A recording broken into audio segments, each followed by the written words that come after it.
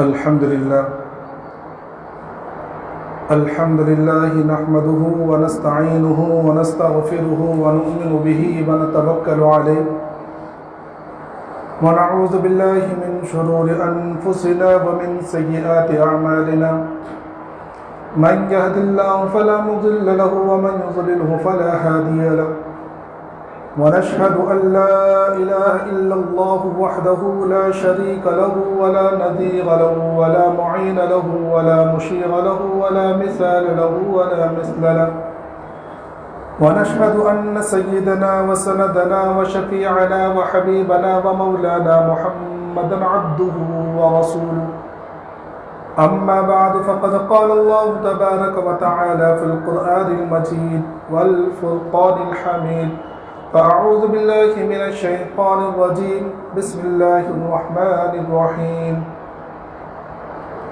ولا يغتب بعضكم بعضا أيحب أحدكم أن يأكل لحم أخيه ميتا فكرهتموه صدق اللہ العظیم۔ قبل اس کے بعد شروع ہو ایک مرتبہ بلند آواز کے ساتھ درود شریف پڑھیں۔ اللهم صل على سيدنا مولانا محمد وعلى آل سيدنا مولانا محمد وبارك وسلم كما تحب ترضى عدد ما تحب ترضى يا کریم۔ میرے محترم بزرگوں، دوستوں اور عزیز ساتھیوں، بیچ میں گاؤں کا سفر ہو گیا اور سفر سے پہلے جو ہے بات چل رہی تھی حضرت لقمان علیہ السلام کی نصیحت ہوتی۔ حضرت لقمان علیہ السلام فرماتے ہیں کہ میں تقریباً 4000 انبیاء کرام کی خدمت میں رہا ہوں، میں نے ان کی خدمت کی ہے، ان کی تعلیم کو سنا ہے۔ ان 4000 انبیاء کرام کی تعلیمات کا خلاصہ 8 چیزوں میں ہے، جن میں سے 2 چیزیں ہو چکی تھی۔ جن میں سے پہلی چیز یہ تھی کہ جس وقت نماز میں ہو تو اپنے دل کی حفاظت کریں، اور دوسری چیز یہ تھی کہ جب دسترخوان پر بیٹھو تو اپنے حلق کی حفاظت کرو، اور تیسری چیز جو بیان فرمائی کہ 4000 انبیاء کرام کی تعلیمات کے خلاصے کے اندر یہ ہیں کہ اپنی زبان کی حفاظت کریں، جب مجلس میں جاؤ تو اپنی زبان کی حفاظت کریں۔ میرے محترم بزرگ دوستو، یہ زبان بڑی قیمتی چیز ہے۔ اللہ تبارک و تعالیٰ نے یہ زبان ہمیں دی ہے، اور یہ اتنی قیمتی چیز ہے کہ جس کے بارے میں اللہ کے رسول صلی اللہ علیہ وسلم نے فرمایا۔ اور سوچنے والی بات تو یہ ہے کہ آج کے زمانے میں اگر کوئی چھوٹا موٹا حاکم یا گورنر بھی کسی چیز کی ضمانت لے لے تو ہم کتنے مطمئن ہو جاتے ہیں، ہمیں لگتا ہے کہ بس ہمارا کام بن گیا، کہ فلاں گورنر نے، فلاں حاکم نے، فلاں کارپوریٹر نے ہمارے کام کو بنانے کا وعدہ کر لیا ہے کہ میں تمہارا یہ کام کر کے دوں گا، یا میں اس چیز کی ضمانت لیتا ہوں۔ وہ آقا مدنی جناب محمد مصطفیٰ صلی اللہ علیہ وسلم، جو اللہ کے بعد پوری دنیا کے اندر سب سے اعلیٰ، افضل، ارفع، آپ کی بات سب سے عظیم، وہ اللہ کے رسول صلی اللہ علیہ وسلم اپنی امت کے لیے ضمانت دے رہے ہیں، اور فرماتے ہیں کہ 2 چیز کی ضمانت تم دے دو، جنت کی ضمانت میں لیتا ہوں۔ میں تمہیں جنت کی ضمانت دے رہا ہوں کہ جنت میں دلا کے دوں گا، بس تم 2 چیز کی ضمانت مجھے دے دو۔ ایک وہ چیز جو 2 جبڑوں کے درمیان ہے یعنی کہ زبان، اور ایک وہ چیز جو 2 رانوں کے درمیان ہے یعنی کہ شرمگاہ۔ تم ان 2 چیزوں کی ضمانت مجھے دے دو، میں تمہیں جنت کی ضمانت دے رہا ہوں۔ کتنا آسان اللہ کے رسول صلی اللہ علیہ وسلم نے جنت کی ضمانت لے لی اور ہمارا جنت میں جانا آسان کر دیا۔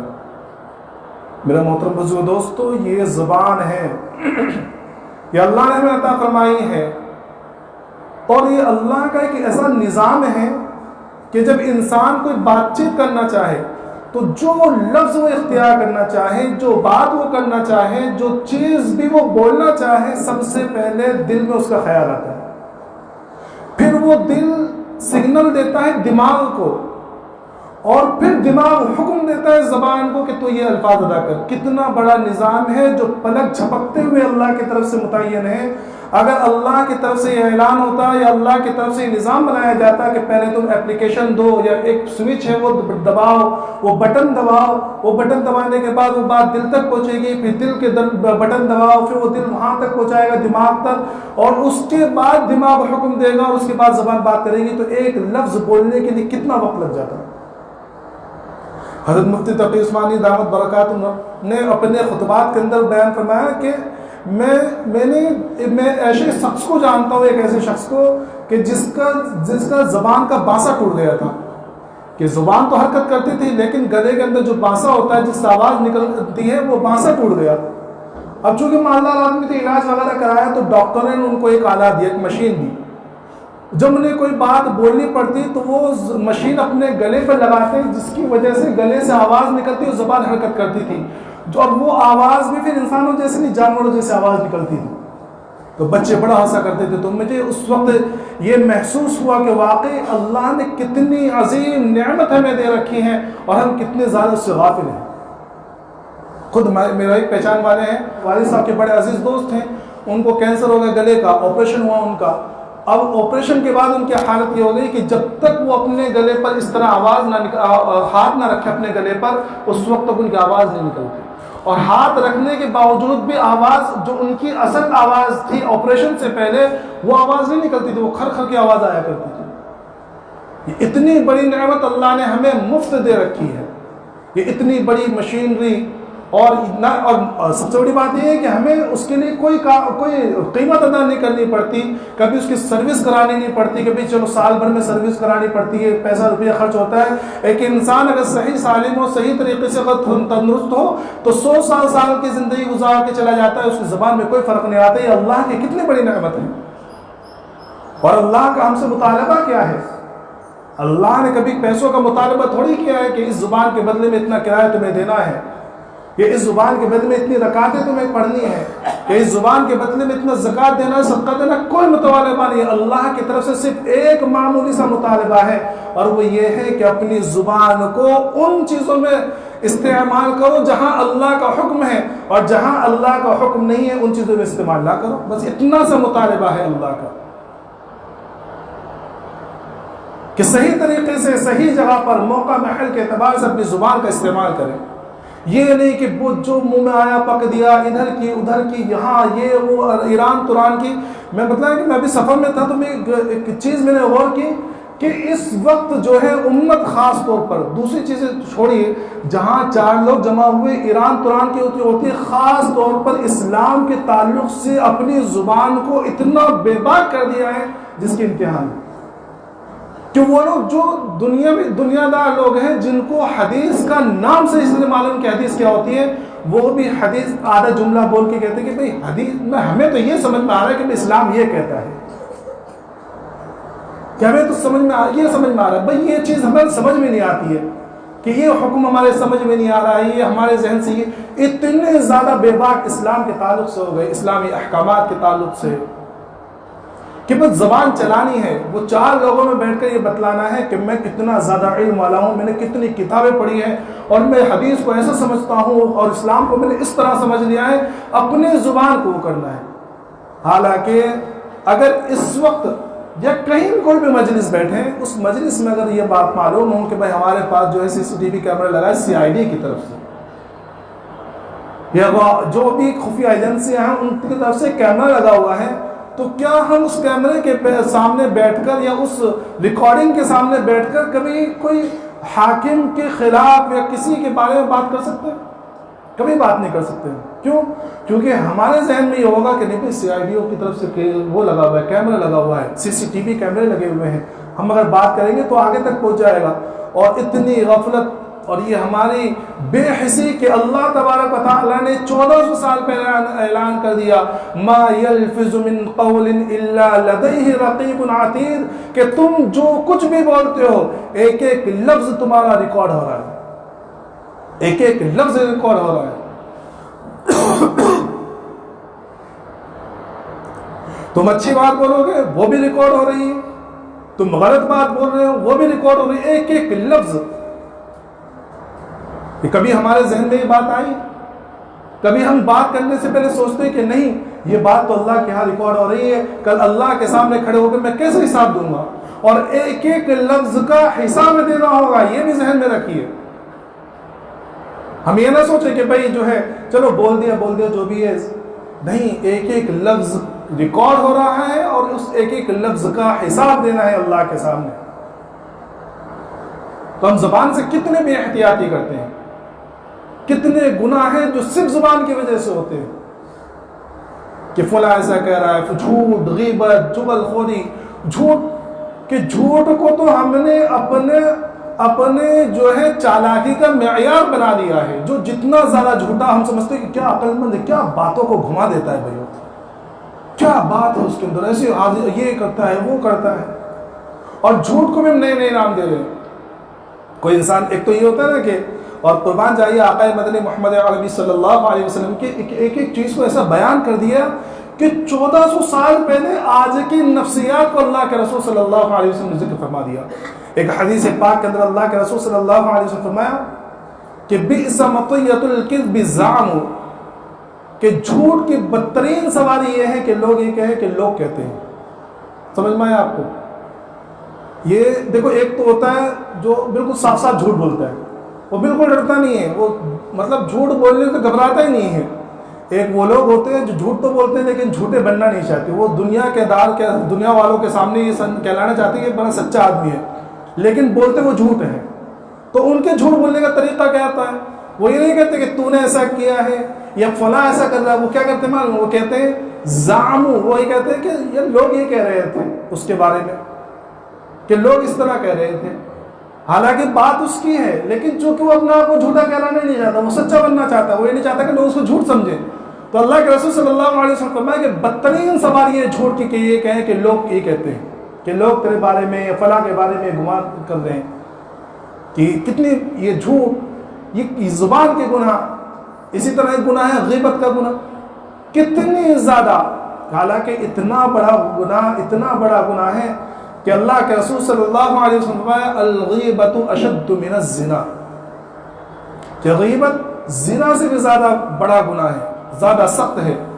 تو صحابہ کرام کو بڑا تعجب ہوا کہ یا رسول اللہ زنا سے بڑا، تو اس کی وجہ بیان فرمائی ہے کہ فرمایا کہ دیکھو انسان جب زنا کرتا ہے نا تو اس کے دل میں ہمیشہ ایک کھٹکا ذرہ برابر، جس کے دل میں اسلام کی یا ایمان کی چنگاری ہوگی نا، تو وہ زنا کرنے کے بعد اول تو وہ زنا کرے گا ہی نہیں، لیکن اگر کبھی اس سے زنا صادر بھی ہو گیا تو اس کے دل میں یہ خیال ضرور ہوگا کہ اس سے گناہ ہوا ہے، اور اگر اس طرح نہیں ہو رہا ہے تو وہ اپنے ایمان کی فکر کرے۔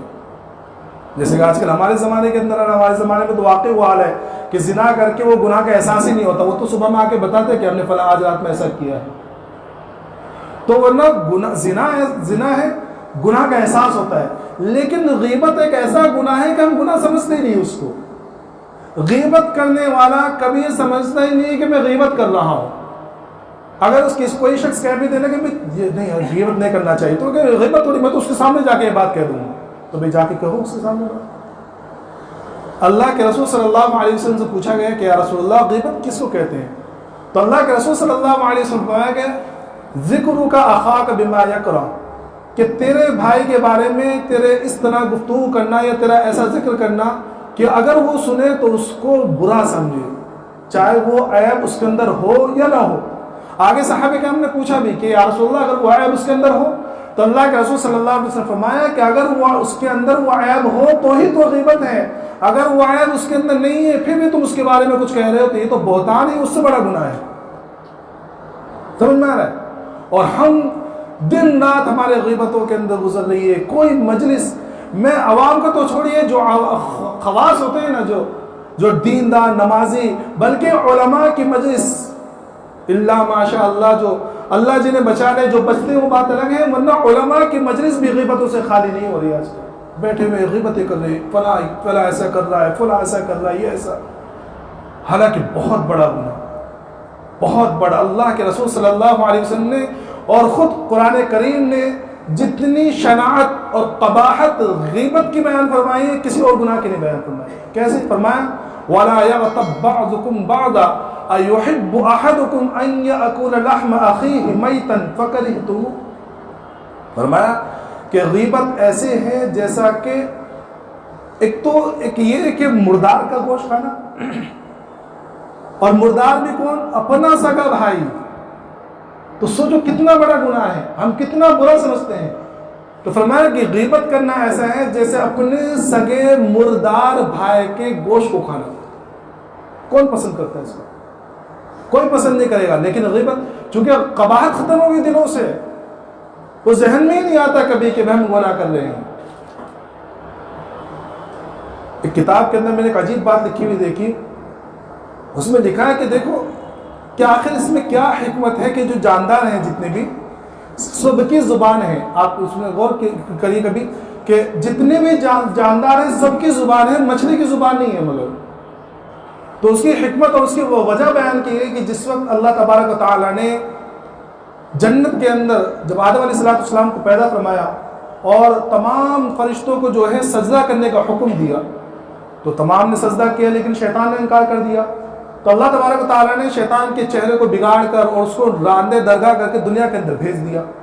تو جب دنیا کے اندر مردود ہو کے وہ دنیا میں آیا تو اس کی سب سے پہلی ملاقات مچھلی سے ہوئی. تو اس نے مچھلی سے کہا کہ دیکھ اللہ نے ایک انسان کو بنایا ہے، آدم اس کا نام ہے، اور اللہ اس کو دنیا میں بھیجے گا اور دنیا کے اندر آ کر وہ سمندر کے بھی اور زمین کے بھی تمام جانوروں کا شکار کرے گا. تو مچھلی نے جب یہ بات سنی تو پورے اس میں پھیلا دی، سب سے جا کے کہہ دی کہ میں ایسا ایسا معلوم. تو اللہ نے اس سے زبان کی نعمت ہی چھین لی.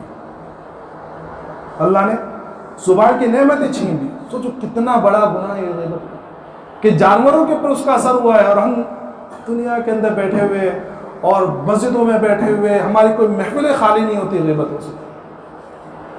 اصل میں مسئلہ کیا ہوتا ہے پتہ ہے؟ یہ آج کیا ہو رہا ہے ہمارے دلوں کے اندر، ہم گناہ کرتے کرتے اتنے زیادہ بے حس ہو گئے ہیں نا کہ ہمیں گناہ کی قباحت یا گناہ کے اندر جو نجاست یا بدبو ہوتی ہے وہ محسوس ہی نہیں ہوتی ہے. ورنہ جو اللہ والے ہوتے ہیں نا تو ان کو گناہوں کی بدبو محسوس ہو جایا کرتی تھی، اس کی ظلمت، اس کی تاریکی محسوس ہو جایا کرتی تھی. مولانا یعقوب نعمتی رحمۃ اللہ علیہ فرماتے ہیں کہ ایک مرتبہ میں ایک دعوت میں گیا تو میں نے جب وہ کھانا کھایا تو مجھے احساس ہو گیا کہ اس کھانے کے اندر تھوڑا سا کچھ شبہ ہے، مشتبہ کھانا ہے. تو میں نے کھانا فوراً چھوڑ دیا لیکن ایک دو جو ہے لقمے پھر بھی کھا لیا. فرمایا کہ اس ایک دو لقمے کی نحوست سے 30 دن تک میرے دل کے اندر گناہوں کا احساس ہوتا ہے کہ یہ گناہ کر لوں، یہ گناہ کر لوں. آج ہم جو گناہ سے بچ نہیں پاتے ہیں اس کی وجہ یہ ہے کہ ہمارا کھانا یا ہمارے دلوں کے اندر سے گناہوں کی قباحت ہٹ گئی ہے. ہم بلا جھجک بغیر کسی خوف کے گناہ کرتے ہیں. ان گناہوں کے نوست سے ہم سے عبادات کی توفیق چھین لی گئی ہے اور اس کا ہمیں احساس نہیں ہے. ایک تابعی ہے جن کا نام ربعی ہے، وہ اپنا واقعہ بیان کرتے ہیں کہ ایک مرتبہ جو ہے میں ایک مجلس میں پہنچا، تو اس مجلس میں جانے کے بعد جب میں وہاں بیٹھا تو تھوڑی دیر یہاں وہاں کی باتیں ہونے لگی، اور اس کے بعد میں تھوڑی دیر بعد وہاں کسی شخص کی غیبت ہونے لگی. تو مجھے بڑا برا محسوس ہوا کیونکہ غیبت کرنا اگر حرام ہے تو غیبت کا سننا بھی حرام ہے. تو میں وہاں سے اٹھ کر چلا آیا. تھوڑی دیر پھر دوسری جگہ وقت گزارا، اس کے بعد جب مجھے احساس ہوا کہ شاید مجلس میں گفتگو بدل گئی ہوگی تو میں دوبارہ آ کے بیٹھ گیا. اس مجلس میں دیکھا گفتگو بدل گئی ہے. تھوڑی دیر پھر بات ہوتی رہی. اس کے بعد پھر کسی شخص کی غیبت شروع ہو گئی اس مجلس میں. لیکن اب میری ہمت کمزور پڑ گئی تھی تو مجھے اٹھنے کی میری ہمت نہیں، میں وہیں بیٹھا رہا اور وہ غیبت وہاں کرتے رہے، میں سنتا رہا، بلکہ ایک دو جملے میری زبان سے بھی نکل گئے. جب رات کا وقت آیا میں سویا تو میں نے خواب میں دیکھا کہ ایک انتہائی سیاہ فام کالا حبشی جو ہے ایک تشت، ایک بڑی سی پلیٹ اٹھا کے لایا اور اس کے اندر گوشت رکھا ہوا تھا، اور میں نے غور سے دیکھا تو اس پلیٹ کے اندر جو سور کا گوشت تھا، خنزیر کا گوشت. اور وہ مجھ سے کہنے لگا کہ اس کو کھاؤ. تو میں نے اس سے کہا کہ میں مسلمان ہوں، ہمارے یہاں تو حرام ہے، میں نہیں کھاؤں گا. لیکن اس نے میری ایک بات نہیں سنی. وہ گوشت جو تھا خنزیر کا وہ میرے منہ میں ٹھوستا رہا، اور میں اس کو منع کرتا رہا لیکن وہ ٹھوستا رہا اور یہاں تک کہ مجھے اس شدید تکلیف کی وجہ سے میری آنکھ کھل گئی. تو مجھے اپنے منہ کے اندر بہت زیادہ بدبو کا احساس ہوا.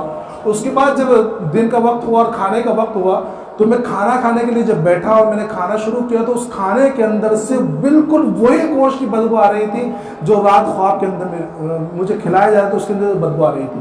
اور تقریباً 1 مہینے تک میرے ساتھ یہی معاملہ ہو کہ جب میں کھانے کے لیے بیٹھوں وہ بدبو جو ہے میرے کھانے کے اندر آتی. صرف 1-2 جملے کہنے کی وجہ سے ان کی یہ حالت ہو گئی.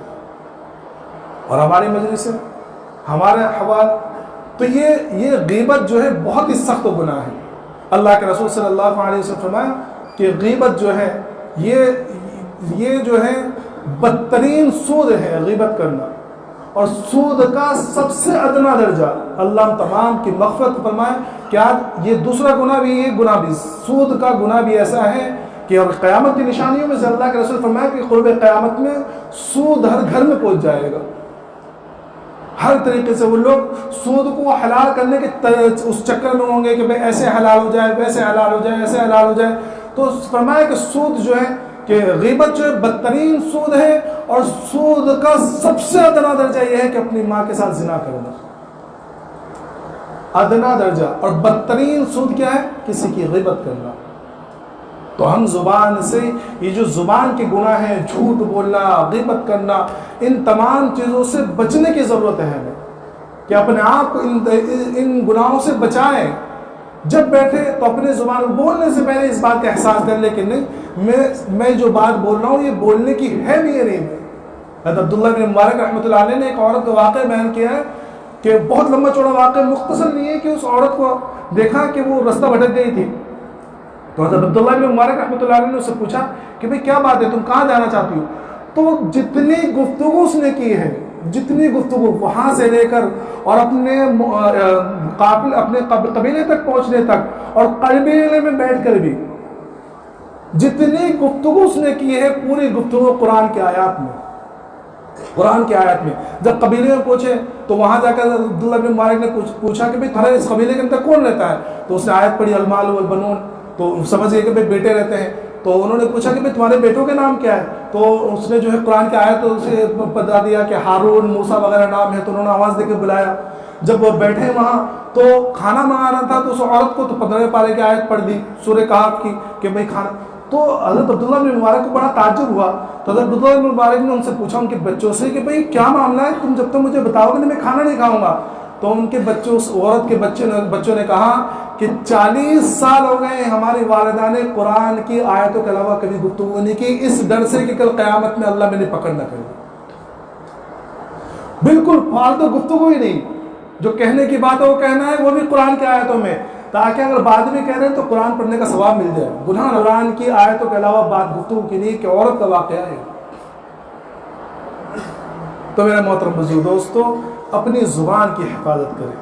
اللہ کے رسول صلی اللہ علیہ وسلم فرمایا کہ یہ زبان کی جو حفاظت کی ذمہ داری دے گا، جنت کی ضمانت لیتا ہوں میں، جنت کی ضمانت۔ کتنی بڑی بات ہے، غیبت ہے، چغل خوری ہے، اسی طرح چغل خوری کا بھی مسئلہ ہوئی ہے، بلکہ اللہ کے رسول صلی اللہ علیہ وسلم فرمایا کہ چغلی جو ہے، چغل خوری، یہ غیبت سے بھی زیادہ بڑا گناہ ہے۔ کیوں؟ دیکھو غیبت کیا ہوتی ہے کہ ہم کسی اپنے بھائی کے بارے میں ایسی بات کرنا کہ وہ جو اس میں ہو یا نہ ہو، ہماری نیت کچھ نہیں ہوتی اس سے، بس یہ کہ بیٹھ کے بات کر لی، یا کبھی کسی کو بتلانا کہ فلاں کے اندر یہ خرابی ہے، فلاں کے اندر یہ خرابی، بس اتنی بات ہوتی ہے۔ چغلی کہتے ہیں اپنے کسی بھائی کی بات کو کسی دوسرے کے سامنے اس نیت سے ذکر کرنا کہ دوسرا اس کو نقصان پہنچائے۔ سمجھ میں آ رہا ہے؟ چغلی اسی کو تو کہتے ہیں، چغلی ہم کرتے کیوں ہے کہ ہم کسی کے سامنے یا کوئی کسی کے سامنے اگر چغلی کر رہا ہے تو اس وجہ سے کر رہا ہے کہ جس کی چغلی کی جا رہی ہے اور جس کے سامنے چغلی کر رہے ہیں وہ جا کے اس کو مارے یا کچھ کہے، تو اس کے اندر ڈبل گناہ، ایک تو بدنیتی کا گناہ ہوتا ہے کہ ہماری نیت خراب ہے، اور دوسرا غیبت کا گناہ ہوتا ہے کہ ہم نے اس کے پیچھے اس کی بات بیان کر دی۔ تو یہ غیبت، چغلی، جھوٹ، اس زبان کے جتنے بھی گناہ ہیں، تو حضرت لقمان علیہ السلام فرماتے ہیں کہ 4000 انبیاء کرام کی صحبت اور آپ کی تعلیمات کے خلاصے میں سے ایک بات یہ ہے کہ اپنی زبان کی حفاظت کریں۔ جو بولنا ہے تول کر بولے، بولنے سے پہلے سوچے کہ میں یہ بول رہا ہوں، کل قیامت میں اگر مجھے اللہ کے سامنے حساب دینا پڑا تو کیا میں ان باتوں کا حساب دے سکتا ہوں؟ حدیث پاک کے اندر آتا ہے کہ اللہ کے رسول صلی اللہ علیہ وسلم نے ارشاد فرمایا کہ کل قیامت کے موقع پر ایک شخص آئے گا تو اس کے پاس اس کے نام اعمال جب دیا جائے گا تو اس میں گناہوں کے علاوہ کچھ ہوگا ہی نہیں، صرف گناہ بھرے ہوئے ہوں گے۔ تو وہ کہے گا کہ اللہ یہ میرا نام اعمال تھوڑی ہے، میں نے تو بہت نمازیں پڑھی تھی، میں نے بہت روزے رکھے تھے اور میں نے بہت صدقات دیے تھے، ان میں تو ایک بھی نیک عمل نہیں ہے، سارے گناہ بھرے ہوئے، میرا پورا نام اعمال گناہوں سے بھرا ہوا ہے، میرا نام عمل نہیں ہے۔ تو اللہ کی طرف سے اعلان ہوگا یہ تیرا ہی نام اعمال ہے، لیکن تو نے فلاں کی غیبت کی تھی، فلاں کی غیبت کی تھی، فلاں کو گالیاں دی تھی، فلاں کے بارے میں جھوٹ بولا تھا اور فلاں کی چغلی کی تھی، تیرے سارے نیک اعمال ان کو دے دیے گئے، اور اس کے بعد بھی جب تیرے برائیاں رہ گئی تو ان کی برائیاں تیرے اوپر ڈال دی گئی۔ اب تیرے نام اعمال میں نیکیاں ہیں ہی نہیں۔ اسی طرح ایک شخص آئے گا، جب اس کے نام اعمال اس کے ہاتھ میں دیے جائیں گے تو نام اعمال جب کھولے گا تو اس میں صرف نیکیاں نیکیاں، وہ ایسے ایسی نیکیاں اس کے اندر لکھی رہے گی کہ اس نے کبھی زندگی میں نہیں کی ہوگی۔ حج لکھے ہوئیں گے کئی سارے، تو وہ سوچے گا کہ میں نے تو کبھی حج کیا ہی نہیں، تو اللہ سے کہے گا کہ اللہ یہ میرا نام اعمال نہیں ہے، میرے تو یہ عمل کیے ہی نہیں، میں کبھی حج کے لیے نہیں گیا، میرے پاس اتنے پیسے ہی نہیں تھے، میں نے زکوٰۃ نہیں دی، میں کبھی صاحب نصاب ہی نہیں تھا، اس کے اندر زکوٰۃ کا بھی ثواب ہے اور صدقات کا بھی ثواب ہے، اور اتنے سارے حج لکھے ہوئے ہیں، عمرہ لکھے ہوئے ہیں، یہ اتنے سارے نیک اعمال جو یہ میرے نہیں ہیں۔ تو اللہ کی طرف سے اعلان ہوگا کہ یہ تیرا ہی نام اعمال ہے، لیکن جو ہے فلاں نے تیری غیبت کی تھی، فلاں نے تیرے بارے میں یہ کہا تھا، فلاں نے تجھے گالیاں دی تھی، فلاں نے تیرا یہ کیا تھا اور تیرے ساتھ یہ ظلم کیا تھا، تو جو ظلم کیا تھا، جو تیرے بارے میں جھوٹ کسی نے بولا، جو غیبتیں کی ہیں، جو کچھ بھی کیا، ان تمام کے نیک اعمال کو تیرے نام اعمال میں ڈال دیا گیا اور تیری برائیوں کو مٹا دیا گیا، اب جنت پہ چلا جاؤ۔ تو کتنی بڑی بات ہے کہ اپنی زبان کو بس کنٹرول میں رکھنا ہے، بند کرنا، یہ اللہ کی طرف سے یہی تو مطالبہ ہے۔ کیا ہاں یہ زبان یہ وہی چیز ہے کہ اگر ہم چاہیں تو اس کو صحیح استعمال کر کے جنت کے اعلیٰ درجات پہ پہنچ سکتے ہیں۔ اسی زبان سے قرآن شریف پڑھیں کہ درجات کی بلندی، اسی زبان سے جو تسبیحات پڑھیں درجات کی بلندی، اسی زبان سے جو ہے اللہ کا ذکر کرتے رہیں درجات کی بلندی، معرفت اللہ کی معرفت حاصل ہوگی۔ لیکن صرف یہ مسئلہ ہے کہ یہ کنٹرول جو اللہ نے ہمارے ہاتھ میں دیا ہے، اس کا کنٹرول ہمارے ہاتھ میں جب دیا ہے تو اس زبان کو بریک لگائے۔ یہ نہیں کہ بس جہاں بیٹھے ایران تران کے ہانکنا شروع کر دے، اس کی میری تیری، یہ بہت ہی غلط بات ہے۔ یہ اسلام کا اور اللہ کی طرف سے اور اللہ کے رسول صلی اللہ علیہ وسلم کا ہم سے مطالبہ ہے کہ اپنی زبان کو صحیح طریقے سے استعمال کریں، صحیح جگہ پر استعمال کریں، موقع محل دیکھ کے استعمال کریں، جہاں بولنے کی ضرورت ہو وہاں بولیں، جہاں نہ بولنے کی ضرورت ہو وہاں بولنے کی ضرورت ہی کیا ہے۔ تو آج کی بات یہ تھی کہ لقمان علیہ السلام کی جو نصیحتیں ہیں اس میں تیسری نصیحت یہ ہے کہ جب مجلسوں میں جاؤ تو اپنی زبان کی حفاظت کریں۔ اللہ تبارک و تعالیٰ تمام کو اپنی زبان کی حفاظت کرنے کی توفیق عطا فرمائے، اور اسی زبان سے جو ہے قرآن شریف پڑھنے کی، اللہ کا ذکر کرنے کی اور جو ہے تسبیحات پڑھنے کی توفیق عطا فرمائے۔ وآخر دعوانا الحمد للہ رب العالمین۔